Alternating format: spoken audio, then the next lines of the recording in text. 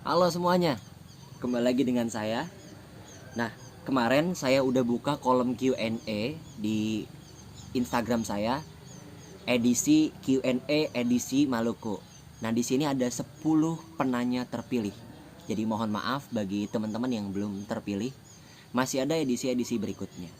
Oke, kita lanjut aja ke penanya-penanya yang terpilih. Ini ada yang pertama, @jeko_only. Apa sih motivasi yang bikin lu nekat solo riding sekaligus explore wisata di sana? Oke. Motivasi yang bikin saya nekat melakukan solo riding ini adalah melihat orang-orang yang sudah melakukan solo riding keliling Indonesia bahkan dunia. Nah, itu yang menjadi sebuah motivasi untuk saya. Nah, dari melihat mereka lah saya penasaran. Timbul rasa penasaran. Nah, sedangkan saya kalau udah penasaran, otomatis buat planning jangka panjang maupun dadakan. Contoh perjalanan ini bukan planning yang jangka panjang, ini planning yang dadakan. Ketika saya punya rasa penasaran itu, yang mana punya planning dadakan itu, saya harus ke sana, saya harus melakukan ini, ya, saya harus lakukan dan harus terwujud. Ya, alhamdulillah saat ini terwujud. Nah, dari motivasi itulah yang membuat saya solo riding sekaligus sambil solo riding mengunjungi destinasi wisata yang ada di sini. Seperti itu. Lanjut pertanyaan berikutnya dari pertanyaan kedua dari @yacht_trv. Pertanyaannya, pengalaman yang paling nggak bisa dilupain selama di Maluku. Pengalamannya ialah ketika itu diajakin jadi kuli bangunan dadakan plus borongan. Ya, ketika itu sama Bang Fahri itu dia dibilang seperti ini, "Mas, mau ikut nggak?" "Ikut kemana Mas?" Saya bilang gitu. "Jadi kuli sehari aja, ada borongan tuh, ngangkut-ngangkut semen aja Mas, nggak apa-apa, lumayan buat nambah-nambahin beli bensin." Saya bilang, "Wah, oke tuh, lumayan tuh." Pas nyampe ke sana ternyata nggak cuma ngangkut semen aja, semuanya disuruh ngerangkap saya. Ya, itu seru, unik. Di sisi lain itu for the first time, tapi juga itu sebuah makna hidup sekaligus makna perjalanan yang saya lakuin saat ini. Lanjut ke pertanyaan berikutnya, nomor 3, @asnurbahsyat. Makanan khas Maluku yang bakal lu rinduin. Saya jujur saat ini nggak pernah makanan berat khas Maluku yang saya pernah coba, tapi makanan ringan ada. Dan itu saya langsung, wah ini luar biasa ini kalau misalnya rasanya seperti ini. Jadi ada makanan ringan khas Maluku itu namanya embal. Itu sampingannya ngopi. Kalau kita biasa ngopi kan kacang ataupun wafer. Tapi ini yang saya kira makanan ringan manis kayak wafer gitu, tapi ini bukan ternyata. Jadi ini modelnya bisa dicelupin di kopi ataupun minum, makan ini dulu baru ngopi. Itu makanan khas Maluku, waktu itu dikasih sama orang Pulau K. Embal namanya. Lalu pertanyaan berikutnya nomor 4 dari @tresaeca. Pertanyaannya, suka duka jelajah di pulau orang apa Ras? Sukanya banyak, dukanya juga banyak. Tapi saya nggak bisa ceritain secara detail, secara panjang karena akan lama sekali. Yang jelas sukanya adalah ketika bertemu dengan orang baru, lalu orang-orang baru itu menjadi keluarga buat kita. Nah, jadi saya pun perjalanan kayak gini pulang bawa oleh-oleh, walaupun tidak terlihat. Misalnya kan, wah ini oleh-oleh nih, saya pulang bawa oleh-oleh ini, enggak. Tapi oleh-oleh yang saya bawa adalah keluarga. Yang tadinya saya nggak punya keluarga di tiap-tiap daerah, Ya ketika saya pulang, wah, alhamdulillah saya punya keluarga di daerah sini. Alhamdulillah saya punya keluarga baru di daerah sini, keluarga baru di daerah sini. Jujur saya nggak punya keluarga di mana-mana. Lingkup saya di situ aja. Rumah saya kan di Depok, karena emang orang Betawi. Ya di situ-situ aja keluarga saya. Sekelas Jawa Barat itu pun nggak ada. Luar Depok, Jakarta itu pun nggak ada. Gitu. Jadi saya sangat senang sekali ketika saya punya keluarga-keluarga baru. Daerah ini, daerah itu, daerah ini, daerah itu, yang mana itu menjadi warna buat hidup saya. Seperti itu. Bertemu dengan keluarga-keluarga baru. Nah, di dukanya adalah ketika ketinggalan kapal, kehabisan bensin. Bukan kehabisan bensin, karena injeksi motor, jadi nggak boleh habis benar-benar. Kalau kedap-kedip itu kita lihat Google Map, jangkauan pom bensin sama bensin ini kayaknya nggak cukup, dan otomatis harus pelan-pelan, kehabisan kapas kopling dan lain-lain. Jadi itu dukanya. Ya alhamdulillah so far belum pernah ada kejadian yang sampai merugikan saya sekali, dan bener-bener wah jadi duka yang luar biasa. Alhamdulillah belum ada. Terima kasih atas doa-doa juga, karena ini tidak terlepas dari doa dan dukungan teman-teman, begitu juga keluarga-keluarga. Seperti itu. Lanjut pertanyaan berikutnya dari @aloy_trs_. Pertanyaan kelima ini. Apa yang menarik dari Maluku? Apa bedanya kemenarikan itu dari pulau-pulau lain yang kamu kunjungi?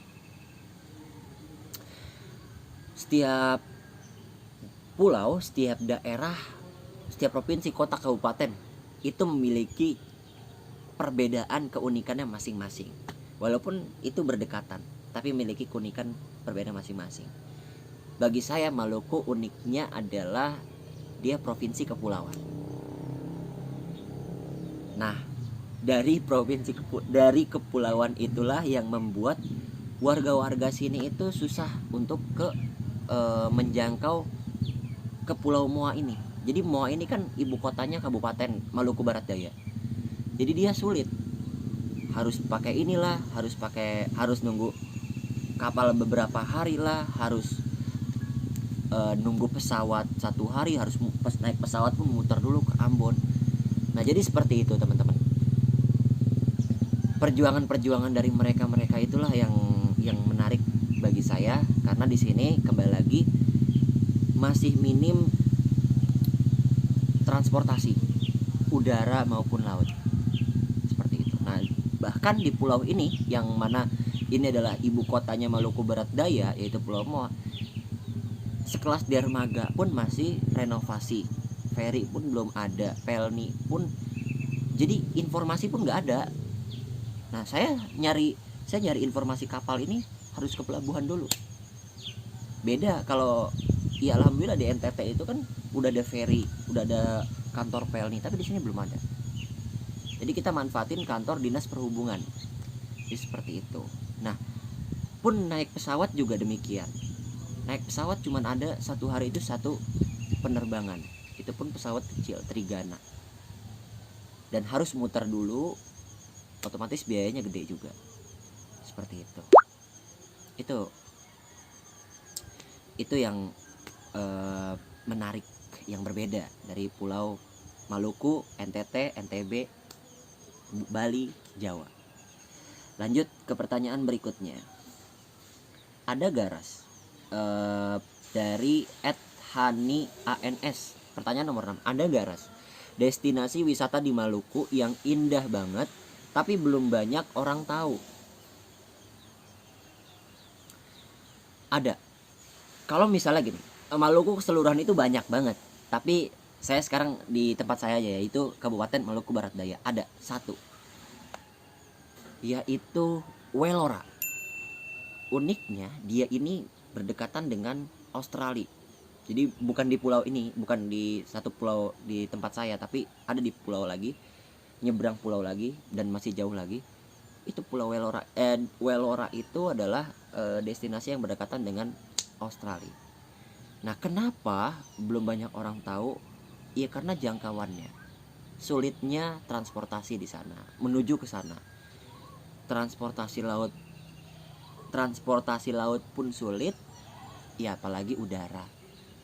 Seperti itu. Karena kan dia berdekatan dengan Pulau Tepa. Karena di Pulau Tepa itu belum ada bandara. Nah, itu yang jadi kendala. Kurang dikenalnya oleh masyarakat Nusantara maupun mancanegara. Tapi anyway, udah ada masyarakat mancanegara yang ke sana. Seperti itu. Itu di Maluku Barat Daya, Welora. Lanjut ke pertanyaan berikutnya dari @nida_gaida. Kenapa pingin jelajah sendiri padahal lagi kuliah juga? Apakah kedua saling keterkaitan? Oke, kembali lagi, jelajah sendiri adalah sebuah keinginan dan keputusan sebenarnya. Jadi ya memang resikonya besar sekali, tapi kembali lagi keputusan adalah keputusan. Ya mungkin ketika itu adalah putusan saya, tekad. Saya pengen mencoba untuk keliling Nusantara secara sendiri. Ya khususnya Indonesia bagian timur sendiri. Seperti itu. Ya beratnya sambil kuliah. Karena orang tua itu merestui perjalanan saya jika saya harus kuliah. Orang tua bilang kayak gini, kamu boleh ngejar hobi kamu, kamu boleh suka sama hobi kamu yang jalan seperti itu. Tapi ingat, selayaknya mahasiswa ya dia harus berkuliah. Ya saya pun maksudnya masih mahasiswa aktif, dan sangat sayang sekali jika kuliah di-delay cuma gara-gara perjalanan ini. Saya akhirnya mau nggak mau, berhubung dapat kesempatan karena ini daring juga, ya alhamdulillah bisa membagi waktu antara perjalanan dan perkuliahan. Nah, mengenai bagi waktunya seperti apa, saya tidak bisa jelaskan di sini karena terlalu panjang. Yang jelas ya seperti itu, walaupun sambil kuliah. Nah, bicara keterkaitan, ya secara tidak langsung saya rasa keterkaitan karena saya kuliah S1 pariwisata, saya sebagai insan pariwisata, otomatis ini ada sangkut pautnya dengan perjalanan saya. Jadi sambil menyelam, minum air. Ya, seperti itu kira-kira. Oke, pertanyaan berikutnya dari @Anggita Diah. Ceritain dong awal mula bisa ikut bangun masjid sama warga sekitar. Nah,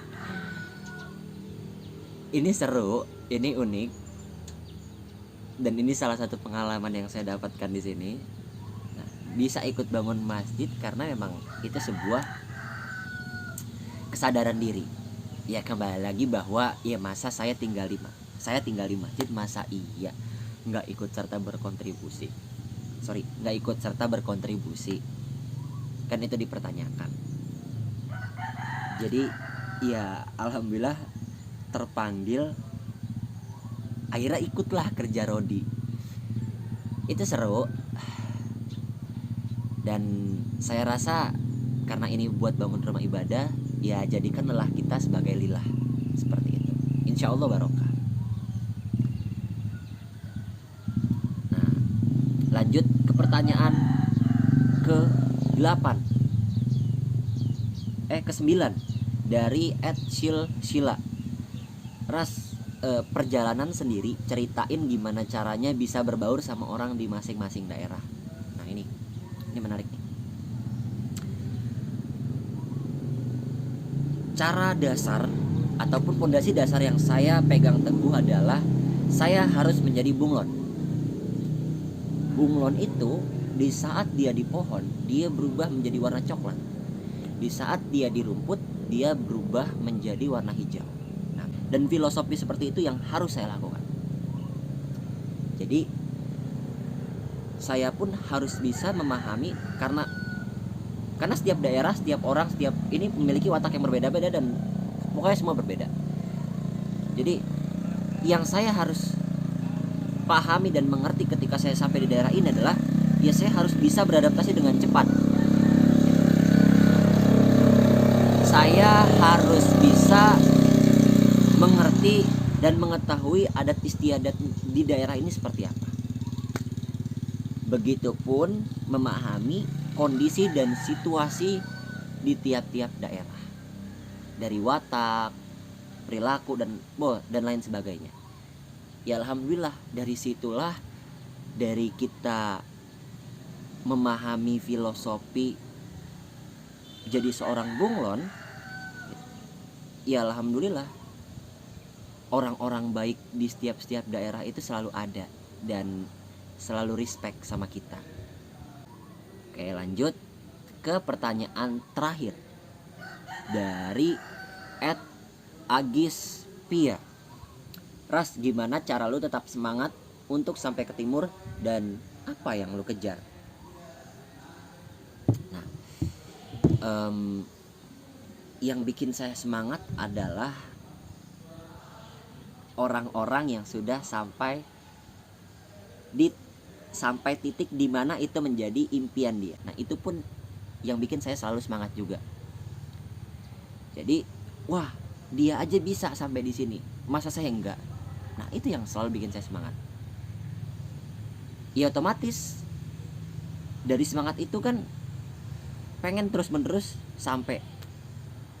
Dan alhamdulillah apa yang saya rencanakan, apa yang saya planningkan itu terwujud. Karena motivasi dari orang-orang yang pernah melakukan perjalanan seperti saya sebelumnya. Jadi itulah yang bikin saya semangat. Nah, apa yang lo kejar? Nggak ada yang saya kejar, sama sekali nggak ada.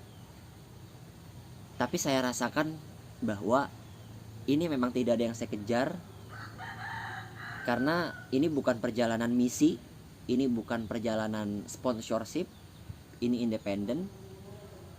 Ya mungkin ini tidak ada yang saya kejar, tapi secara tidak langsung banyak sekali yang saya dapat tanpa saya kejar dan tanpa saya cari, saya dapatkan. Dan itu saya sangat bersyukur sekali.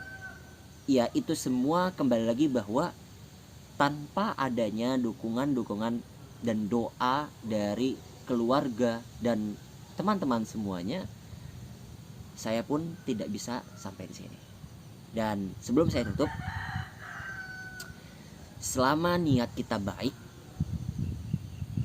pasti jalan yang kita planningkan ataupun tujuan yang kita planningkan itu akan tercapai dan akan sampai di sana.